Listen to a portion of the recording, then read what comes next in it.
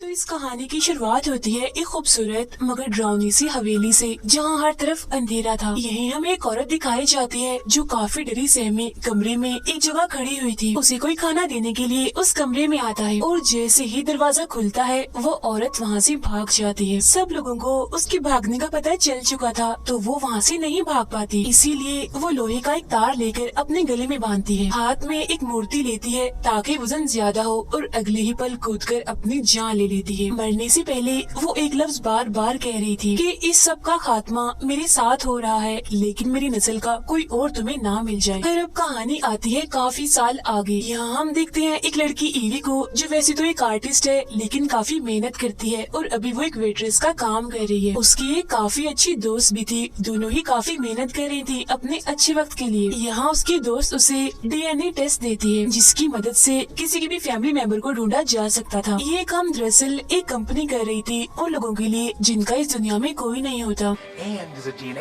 Company उस इंसान का डीएनए लेकर उसके रिश्तेदार को इस पूरी दुनिया में ढूंढती है। घर आने के बाद ईवी मिट्टी के बर्तन बनाने लगती है क्योंकि ये उसका शौक था, मगर उसका इसमें ध्यान नहीं होता। वो अपने माँ बाप की तस्वीरें देखकर उन्हें याद कर रही थी, बार बार उनकी वॉइस मैसेज सुन रही थी, क्योंकि काफी सालों पहले उसके माँ बाप की मौत हो गई है, तभी से वो अकेली है। इसीलिए वो उस डीएनए को देने का सोचती है, इस उम्मीद में कि शायद इस दुनिया में मेरा कोई अपना मिल जाए और कंपनी उसे ढूंढ ले। तो अगले दिन वो अपना डीएनए सैंपल देती है। कुछ ही देर में रिजल्ट भी आ जाता है, जिससे उसे पता चलता है कि उसकी फैमिली इंग्लैंड से थी। डीएनए वाली कंपनी ने उसके कजन को खोज निकाला था, जो इस वक्त इंग्लैंड में ही था। ये जानकर ईवी को काफी हैरानी होती है। इस बारे में वो अपनी दोस्त को भी बताती है। अब ईवी के साथ साथ ये मैसेज उसके कजन को भी मिलता है कि उसकी ईवी नाम की कोई कजन है, इसीलिए वो इसे मैसेज करता है और चाय कॉफी पर बुलाता है। ये देखकर ईवी काफी खुश हो जाती है, क्योंकि वो तो पहले ही अकेली थी, फैमिली की कमी उसे बहुत महसूस हो रही थी। लेकिन यहाँ उसकी दोस्त उसे समझाती है कि किसी पर भरोसा मत करो, ऐसे मुझे तो ये डीएनए वाली कंपनी ही फ्रॉड लगती है।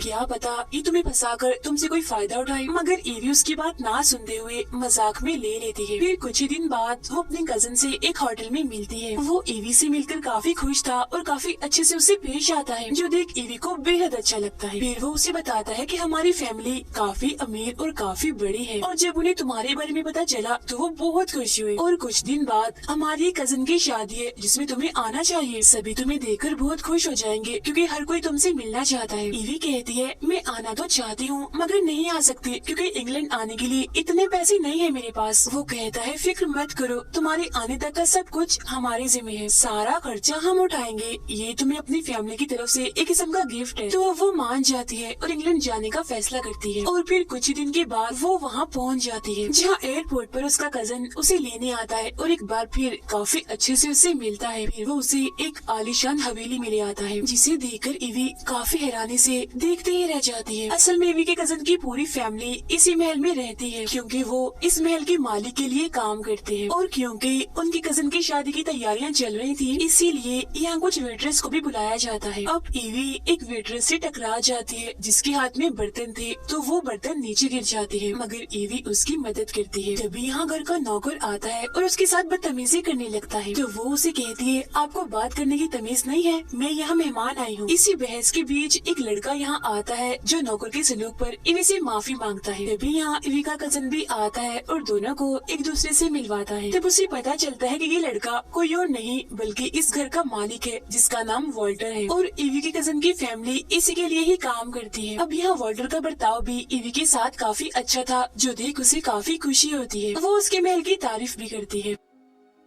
फिर वो नौकर ईवी का सामान लेता है और महल के अंदर ले जाता है। हम देखते हैं कि महल सिर्फ बाहर से ही नहीं बल्कि अंदर से भी बेहद खूबसूरत।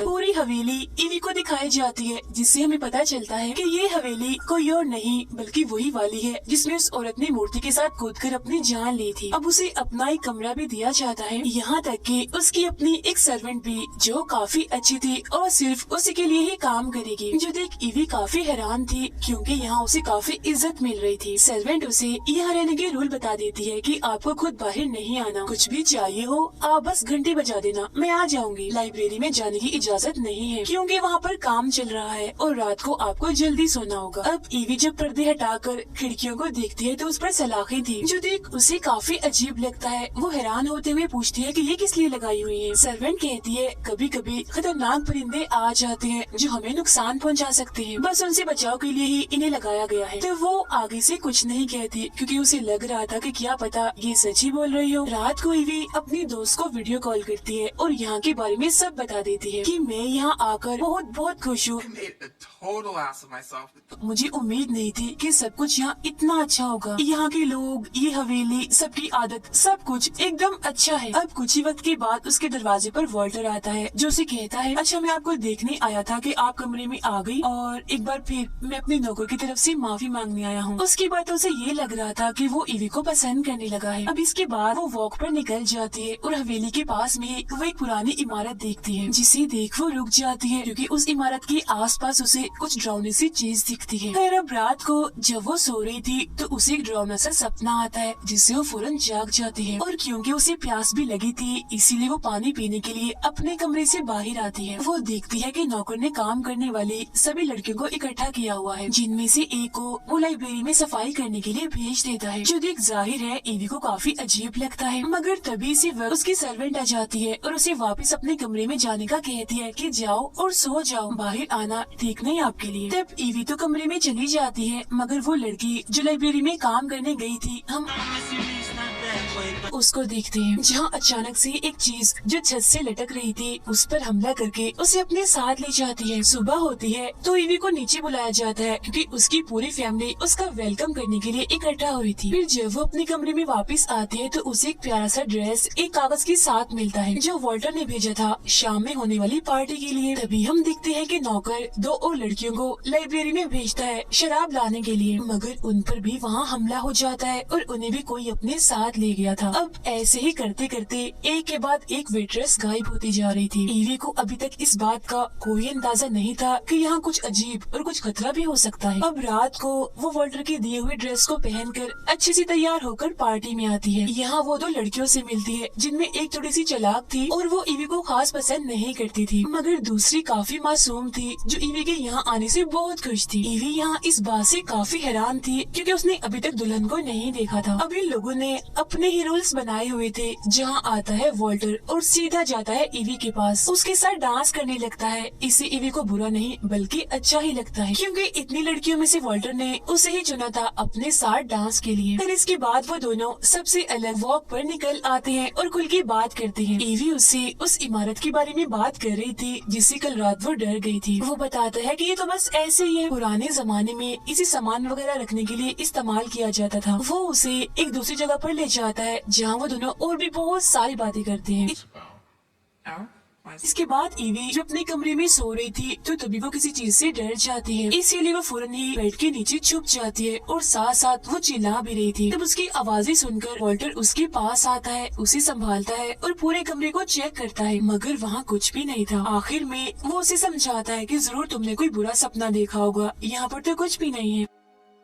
अब वॉल्टर के साथ ईवी खुद को काफी महसूस समझ रही थी, इसीलिए वो उसे कहती है जब तक मुझे नींद न आए तो मेरे साथ मेरे कमरे में ही रहो। तो वो उसकी बात मान लेता है। सुबह जब ईवी की आँख खुलती है तो वो अपने पास एक खत देखती है जो वॉल्टर का था। उसने लिखा था मैं जा रहा हूँ लेकिन तुम्हारी नींद खराब ना हो तो मैंने तुम्हें नहीं जगाया। फिर वो दोनों लड़कियाँ जो पार्टी में ईवी से मिली थी वो यहाँ पर आती है और उसे तैयार करने के लिए अपने साथ ले जाती है। फिर जब ईवी के नाखून काटे जा रहे थे तो उसकी एक उंगली जख्मी हो जाती है और खून निकलने लगता है। उस खून को देखकर वो लड़की खुद को रोक नहीं पाती और उसका खून पीने लगती है। ये सब ईवी को बहुत अजीब लगता है तो वो गुस्से में यहाँ से चली जाती है। तो अब यहाँ ईवी को महसूस होने लगता है कि यहाँ के लोग काफी अजीब हैं और यहाँ कोई गड़बड़ भी है, इसीलिए वो ये फैसला करती है कि जहाँ मुझे जाने से मना किया हुआ है मैं वहीं जाऊंगी, यानी उस लाइब्रेरी में। जब वो अंदर जाती है तो उसे टेबल पर अपनी सारी डिटेल्स इंफॉर्मेशन मिलती है जो किसी और ने नहीं, वॉल्टर ने ही निकाली थी। ये देख उसे बहुत ही बुरा लगता है है और वो यहाँ से चली जाती है और अपना सामान बांधने लगती है। तो वॉल्टर उसके पास आता है, माफी मांगते हुए उसे समझाता है कि मैंने तुम्हारी डिटेल्स इसीलिए निकलवाई क्योंकि मुझे अपनी जान और पैसे की परवाह है। Advantage of you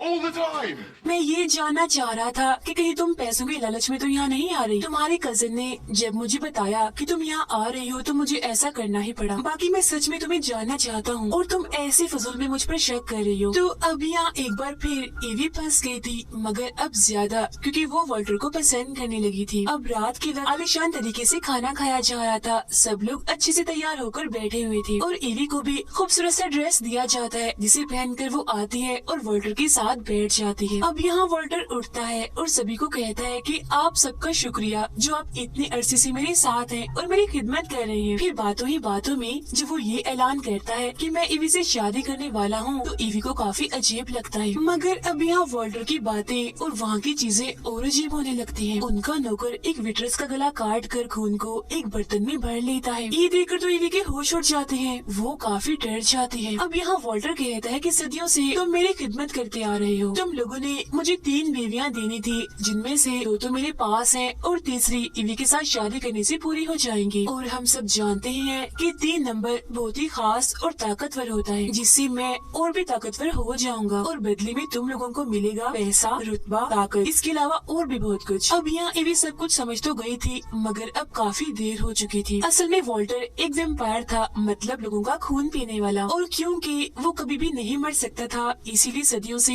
वो जिंदा था और ये सारे लोग उसकी सेवा कर रहे थे। वॉल्टर की पहली बीवी वो चालाक लड़की थी और दूसरी मासूम वाली, और क्योंकि वो दोनों भी वेम्पायर्स थे इसीलिए वो सालों से वॉल्टर के साथ रह रही थी। तीसरी उसकी बीवी थी ईवी की दादी, जिसने शुरुआत में कूद कर अपनी जान ले ली थी। और वॉल्टर ऐसी ही आम लड़कियों से शादी नहीं कर सकता था, उसे शादी करने के लिए ऐसी लड़की चाहिए थी जिसका खून खास हो। अब उसकी दादी का खून खास था तो उसने तीसरी शादी उनसे की, मगर उन्होंने अपनी जान ले ली। तो अब वो ईवी के साथ शादी करना चाहता है क्योंकि उसका खून भी तो खास था अपनी दादी की वजह से। अब ईवी वहाँ से भागने की कोशिश करती है मगर नहीं भाग पाती। वॉल्टर उसे कहता है समझने की कोशिश करो और जरा सोचो कि मैं तुम्हें क्या कुछ दे सकता हूँ। तुम इमोर्टल यानी अमर हो जाओगी मेरी तरह और कभी भी नहीं मरोगी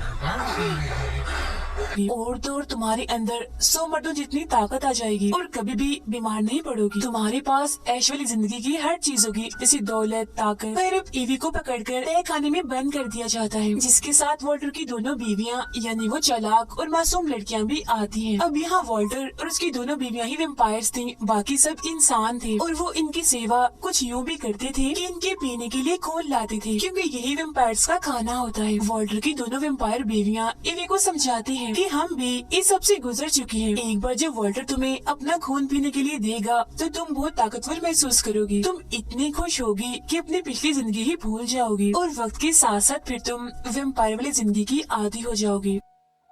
मगर ईवी पर उनकी बातों का कोई भी असर नहीं होता, क्योंकि वो खूनी कातिल और शैतान बनना नहीं चाहती, इसीलिए वो रोने लगती है। पर इसके बाद वो दोनों ईवी को जिंदा ही छोड़कर यहाँ से चली जाती हैं, क्योंकि जल्दी वॉल्टर और ईवी की शादी होने वाली थी। और वो सर्वेंट जो ईवी को दी गई थी वो दिल की काफी अच्छी थी, इसीलिए उसे ईवी पर तरस आता है। वो नहीं चाहती थी कि वो भी जुल्म का शिकार हो, इसीलिए वो उसकी मदद करती है ताकि वो यहाँ से भाग जाए। तब सही मौका देकर ईवी यहाँ से भाग जाती है, मगर सभी को इस बारे में पता चल जाता है कि ईवी यहाँ से भाग गई है और सर्वेंट ने उसकी मदद की है। तब उसे पकड़ने के लिए बहुत सारे लोगों को लगा दिया जाता है और वो सबसे बचने के लिए उस इमारत में जाकर छुप जाती है। नौकर ने उस सर्वेंट को मार दिया होता है और उसकी लाश को वो उसे इमारत में लाता है, जो देख ईवी काफी घबरा जाती है। वो यहाँ से भागने लगती है तो नौकर उसे देखकर उसके पीछे जाने लगता है, मगर वो उसे इसी इमारत में कैद कर देती है और वो इस जगह से भाग जाती है। वो पहुँच जाती है एक गाँव में, एक घर के पास जाती है जिसमें एक बूढ़ा कपल था। वो उनसे मदद मांगने लगती है कि प्लीज आप पुलिस को कॉल कर दीजिए, मेरे पीछे कुछ लोग पड़े हुए हैं और मुझे मारना चाहते हैं। तो वो बूढ़ा कपल उसे घर के अंदर ले आता है। औरत कॉल तो करती है मगर पुलिस को नहीं, वॉल्टर को, क्योंकि ये लोग भी कोई और नहीं बल्कि वॉल्टर के सर्वेंट्स थे। तब यहाँ ईवी भी समझ गई थी, मगर अब काफी देर हो चुकी थी। वो ईवी को चाय भी पीने के लिए देते हैं, जिसे वो पीती नहीं बल्कि बूढ़े आदमी के ऊपर फेंक देती है। तब बूढ़ी औरत एक चीज मारकर उस पर हमला करती है, जिससे वो बेहोश हो जाती है। फिर जब उसे होश आती है तो वो सोफे पर पड़ी हुई थी और वॉल्टर उसके सामने था, जो उसे वेम्पायर होने के फायदे बता रहा था। उसे शादी करने, वेम्पायर बनने के लिए उकसा रहा था। पास में ही एक लड़की भी पड़ी हुई थी जिसका वो खून भी पी रहा था।